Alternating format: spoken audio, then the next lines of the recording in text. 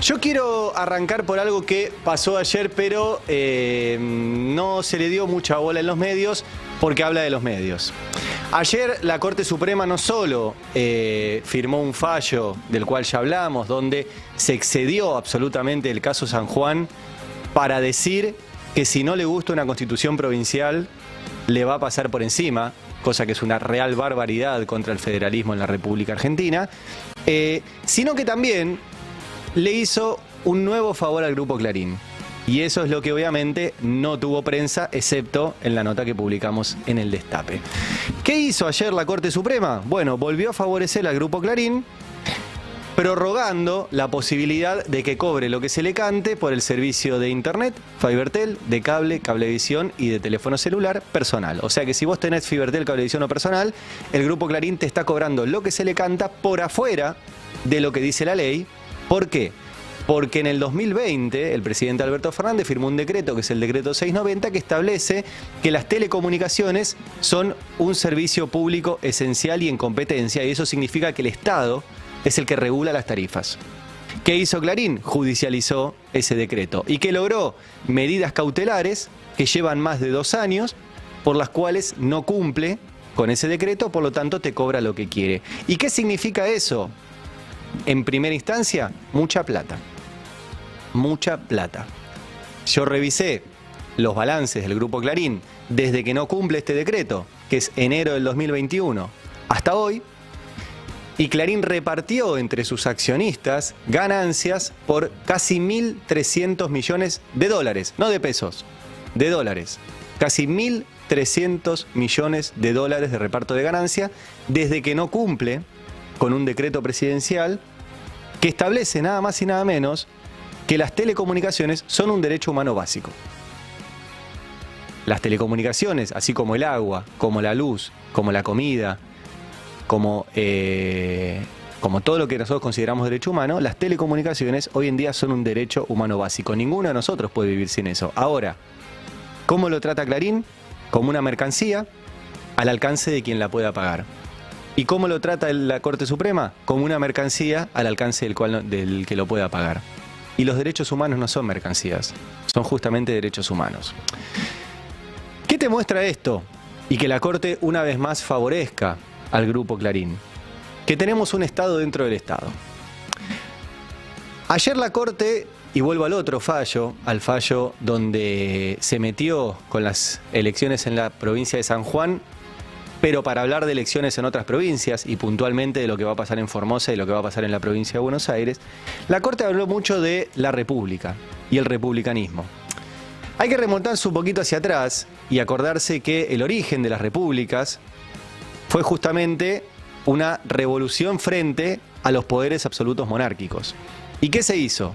Como había un poder absoluto que decidía todo, era ejecutivo, legislativo y judicial, el rey, se dividió ese poder. Así nacieron las repúblicas. ¿Y qué se hizo? Se partió ese poder en 3. Como ustedes conocen, el poder ejecutivo, el poder legislativo y el poder judicial. Para que no estuviera concentrado. Ahora, la lógica de todo eso era que el poder lo tenía el Estado. El rey, que era el Estado, y encima era el enviado de Dios, en muchas oportunidades era nombrado por el enviado de Dios, concentraba todo el poder. No existían en ese momento corporaciones económicas, grandes empresas, grupos financieros internacionales. No existía todo eso. Ni siquiera los bancos con el poder que tenemos ahora. Ahora, la historia cambió. Y ese Estado que partió su poder en 3, mientras tanto vio crecer un poder enorme del otro lado y por fuera del Estado, que es el poder económico. Y que es el poder de las corporaciones económicas, cuyas decisiones impactan en la vida de millones y millones de personas, pero cuando esas millones y millones de personas quieren enojarse por esas decisiones, no se enojan con las corporaciones económicas, se enojan con el Estado. Es lo que se llama la insatisfacción democrática, porque millones de personas votan a sus presidentes, votan a sus legisladores, y esos presidentes y legisladores no tienen herramientas frente a otro poder que nadie vota, que es el poder económico. Pero además de todo eso, hubo un capítulo que siguió, que es que ese poder económico fuera del Estado y que creció mucho más que el poder estatal, cooptó además un poder estatal, que es el Poder Judicial. O sea que tienen más poder que el Estado y encima se quedaron con un pedazo importante del poder estatal, que es el Poder Judicial. Y ese poder económico que en la Argentina está representado como vocero por Clarín, porque Clarín es en sí misma una de las principales empresas de la Argentina y es además la vocera de las principales empresas de la Argentina, logró ayer dos cosas. Una nueva demostración de que el Poder Judicial está sometido a garantizarle ganancias económicas extraordinarias al Grupo Clarín. Y el otro es que la Corte vuelva a meterse en un lugar que no se tiene que meter, que es el lugar que deja vacante la dirigencia política. ¿Por qué deja vacante la dirigencia política ese lugar? Bueno, hay muchas explicaciones. Entre otras cosas, por la persecución judicial. Porque en la Argentina, la persona que junta la mayor cantidad de votos es la persona que le puso, como ella misma dijo, carita fea a ese poder económico para discutirle qué porción de la renta nos quedamos los trabajadores y qué porción de la renta se quedan las empresas. No les puso carita fea para implantar el comunismo en la Argentina. Simplemente les puso carita fea para decirle, no tengan esta rentabilidad extraordinaria. Tengan rentabilidad, ganen dinero, sigan teniendo sus empresas, pero los trabajadores tienen que tener un salario digno y que les alcance cada vez para más. Bueno, esa persona está proscripta por este Poder Judicial, cooptado por el poder empresarial. Todo está relacionado. Por eso vivimos en una república de Clarín.